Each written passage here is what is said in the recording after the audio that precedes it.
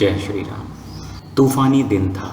तूफान अपना पूरा प्रकोप दिखा रहा था। पूरा गांव जल मग्न हो रखा था। लाहौर से करीब 40 किलोमीटर दूर ईंट और मिट्टी के 3-4 घरों के एक छोटे से कस्बे असल गुरु के मिट्टी के एक छोटे से कमरे में 14 वर्ष की अबोध विद्या देवी, जो कि मैके का नाम है, अर्थात ईश्वरी देवी चोपड़ा ने 29 दिसंबर 1917 को सूर्य उदय से करीब आधा घंटा पश्चात एक बच्चे को जन्म दिया।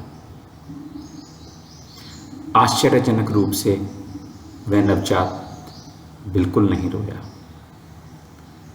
उसने अपनी आंखें तक नहीं खोली।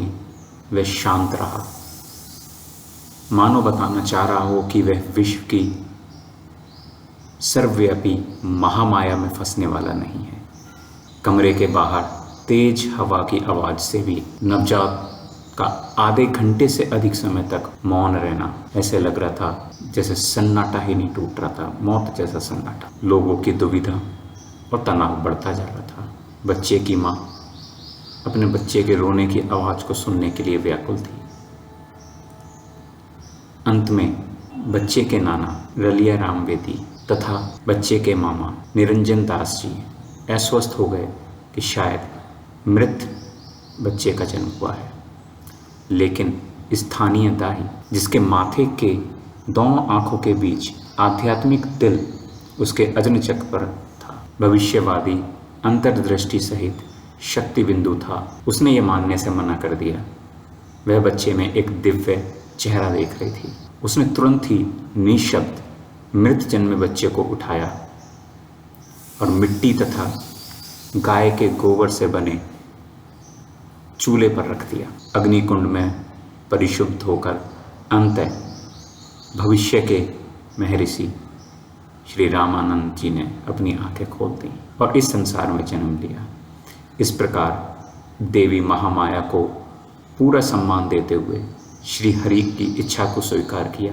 पूरा कमरा तुरंत आलोकित हो गया और बच्चे के कर्णभेदी रुदन से भर गया। शिशु लड़के ने जोर से रोने की। उसकी 14 वर्ष की किशोरी निर्जीव सीमा विद्या की आंखें भी खुशी के आंसू आ गए। नाना लाला रलिया राम ने यह अनुभव किया कि भगवान शिव महामृत्युंजय महादेव का दैविक कार्य था। जन्म और मृत्यु जिनके हाथ हैं वे ही मृत को जीवित कर सकते हैं। बुद्धिमान दाई मुस्कुरा रही थी क्योंकि उसे विश्वास था ईश्वर के उस भार पर। यह कोई सामान्य बच्चा नहीं था, यह विशेष शिशु था, यह दैविक शिशु था।